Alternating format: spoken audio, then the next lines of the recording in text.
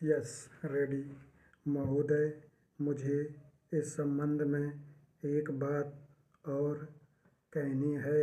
वह यह है कि मुझे मुख्य आयुक्त के भाषण के अनुसार यह आशा थी कि सरकार मजदूरों की उन्नति के लिए, उत्थान के लिए, उद्योगों के विकास के लिए और गाँवों की स्थिति सुधारने के लिए तकनीकी प्रशिक्षण देने का काम करेगी।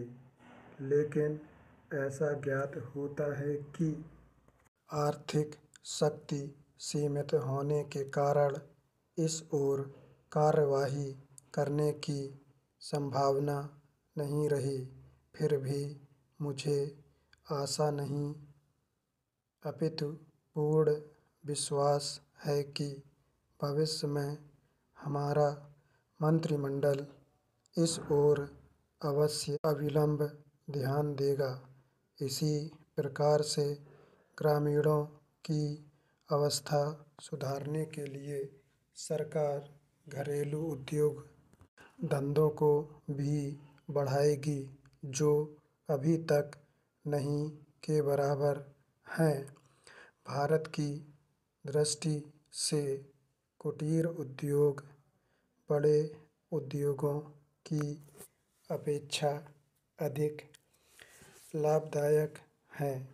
पहली बात तो यह है कि भारत एक गरीब देश है और उसके पास इतना पैसा नहीं है कि वह बड़े उद्योगों के लिए पर्याप्त संख्या में बड़ी बड़ी मशीनें मंगवा सके।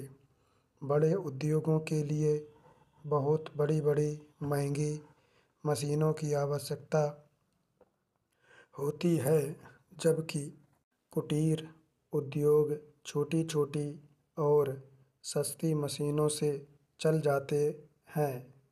कुटीर उद्योगों के लिए ना तो बहुत बड़ी बड़ी इमारतें बनानी पड़ती हैं और ना ही बहुत महंगी मशीनों की आवश्यकता पड़ती है।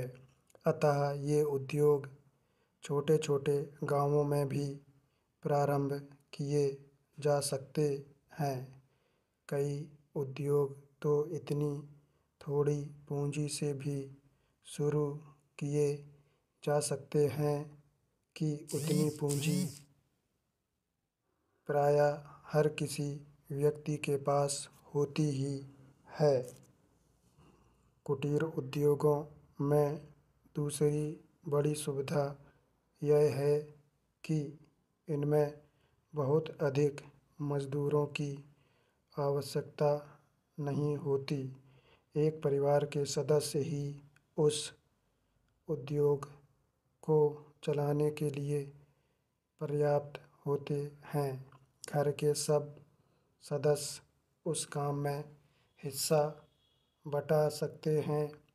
बड़े उद्योगों में प्रत्येक मजदूर को कोई विशेष कार्य सीखना होता है और उस काम में कुशलता प्राप्त करने में उसे काफ़ी समय लग जाता है।